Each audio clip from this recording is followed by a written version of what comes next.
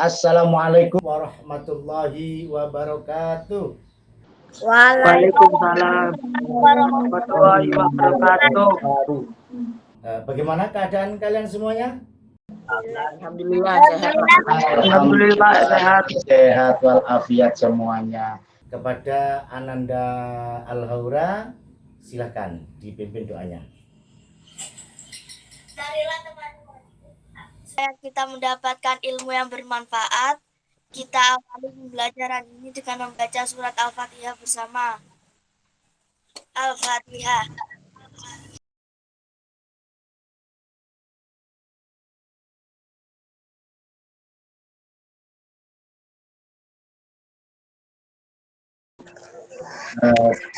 Terima kasih. Mudah-mudahan doa kita semua dikabulkan oleh Allah Subhanahu wa taala. Dan sekarang saya akan memanggil atau mempresensi kalian satu persatu. Muhammad Royan. Hadir. Muhammad Aditya Wahyudi. Hadir. Naisa Septia Vika Amelia. Belum datang kayaknya, Bang. Sevina Aminatul Zahra juga belum datang ya. Al-Haura Joan Labibah. Hadir, Pak. Kemudian Najwa Zahra Ramadhani. Hadir, Pak. Najwa Salsabila Kafa Hasbah. Hadir, Pak. Kemudian Putri Rahayu. Hadir, Pak.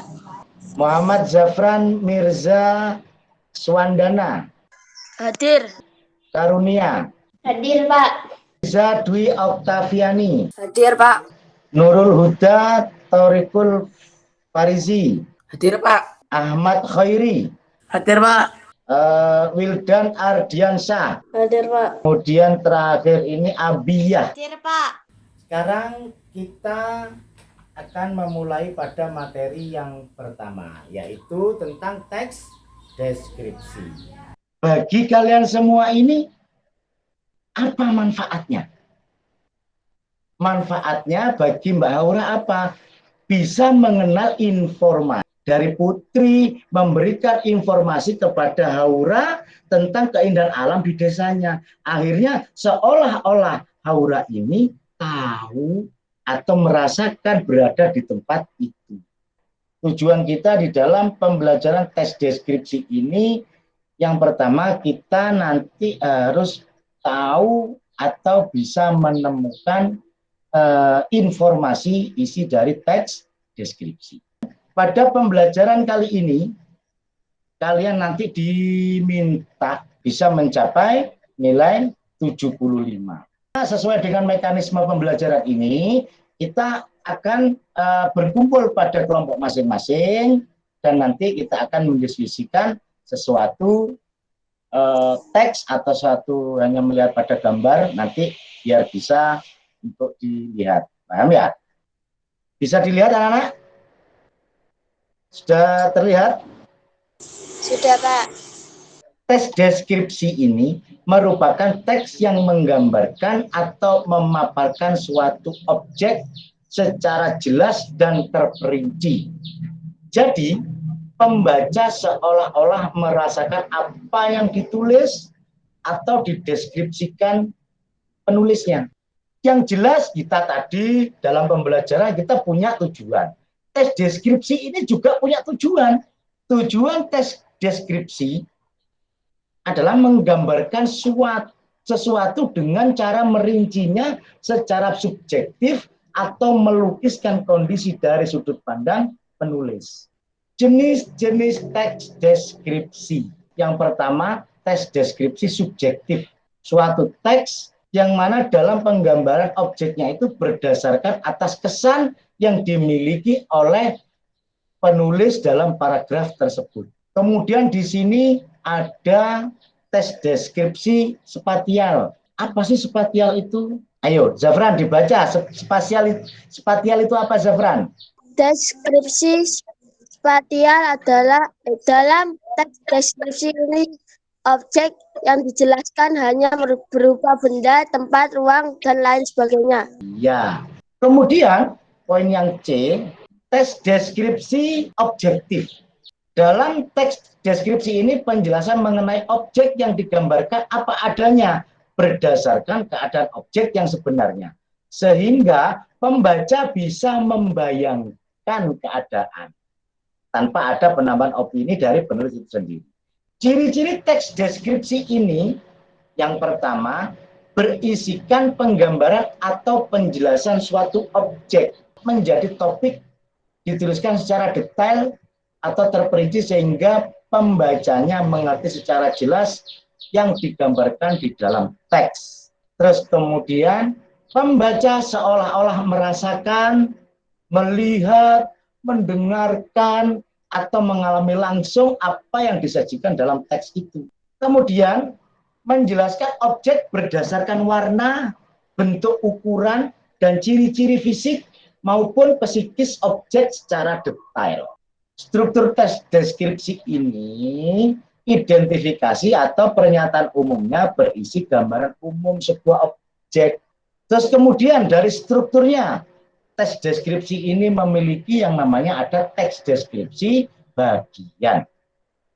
Berisi gambaran yang lebih lanjut dari deskripsi umum secara jelas dan terperinci untuk memberikan efek emosional pada pembaca sehingga apa yang digambarkan dalam teks seolah-olah bisa dilihat, didengar maupun dirasakan oleh pembaca. Terus kemudian yang ketiga secara strukturnya yaitu penutup atau pesan. Contoh gambar di sini bisa dilihat ya gambarnya ya. Gunung Bromo dari gambar tadi itu, Gunung Bromo merupakan salah satu gunung yang menjadi tujuan wisata alam favorit di Jawa Timur. Cara mengidentifikasi tujuan teks, saya ada sesuatu untuk kalian semuanya. Saya sudah membuat LKPD. Yang pertama saya minta untuk kalian itu membuat apa? Membuat tujuan teks deskripsi tentang Masjid Cengho. Identifikasi teks berikut ini dengan mengisi tabel di bawah ini. Satu-satu apa kelompok? Satu-satu. Silakan Putri. Tujuan teks menggambarkan wujud bangunan Cengho. Menggambarkan wujud Bangunan Cengho. bangunan Masjid Cengho itu ya? Ya. Oke. Terus kemudian rinciannya? Rincian keindahan masjid yang menyerupai kelenteng yang melambangkan akulturasi budaya Cina. Keindahan apa? Keindahan masjid yang menyerupai Masjid yang menyerupai kelenteng yang melambangkan akulturasi budaya yang Cina. melambangkan akulturasi budaya Cina. Ya. Begini. Ini ya. Oke. Sekarang perasaan terhadap objeknya seperti apa? Senang melihat keindahan bangunan yang menyerupai dengan kelenteng. Oh ya, berarti Putri sudah mendeskripsikan senang melihat bangunan yang menyerupai kelenteng. Ya, bagus sekali. Baiklah, anak-anakku sekalian, sekarang saya minta kepada kalian untuk berkumpul dengan kelompoknya masing-masing yang akan saya kirimkan lewat WA grup ya. Nanti yang akan mempresentasikan ketua kelompoknya atau bagaimana? Terserah dari kelompok masing-masing ya. Ketua kelompoknya aja, Pak.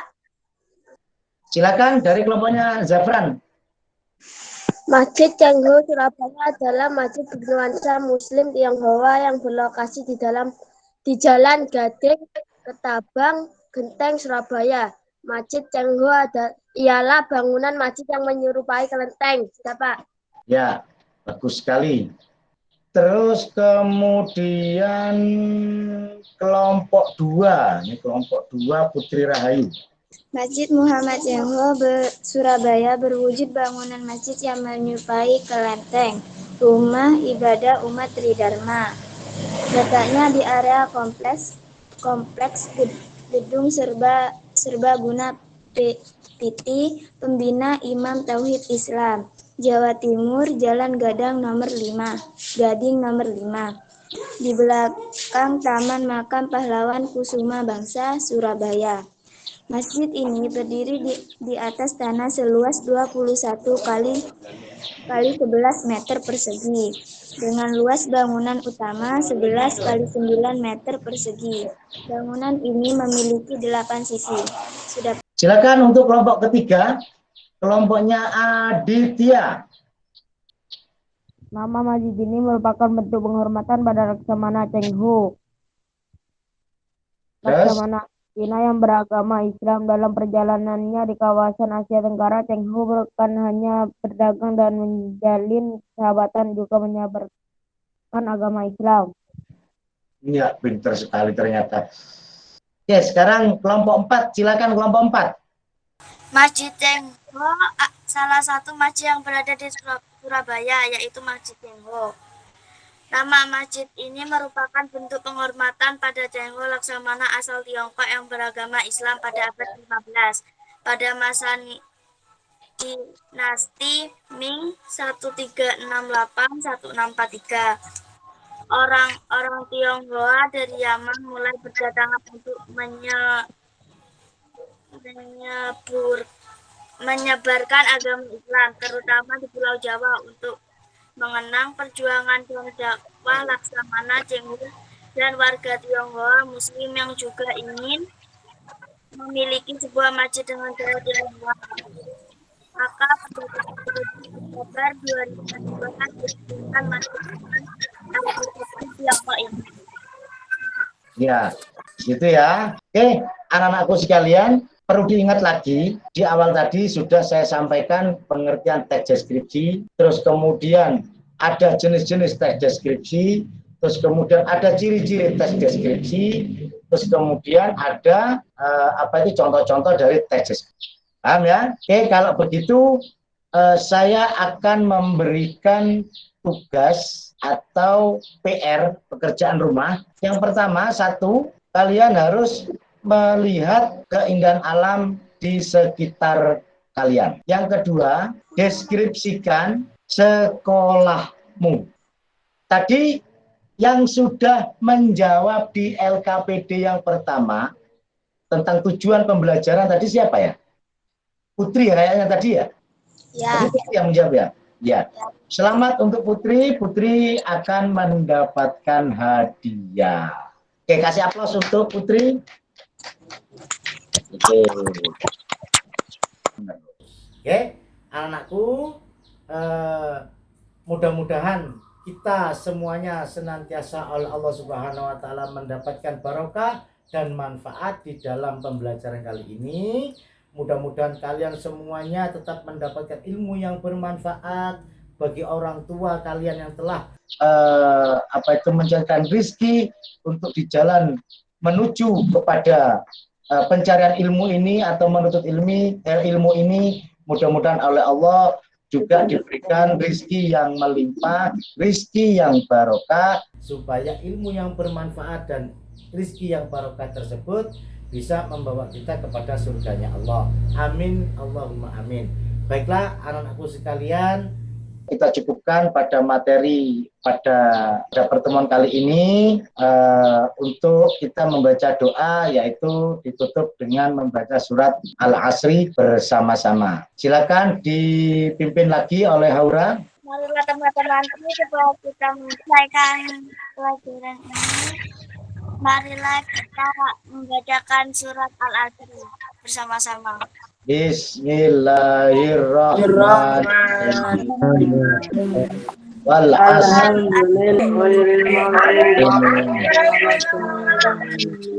Oke, terima kasih anakku sekalian.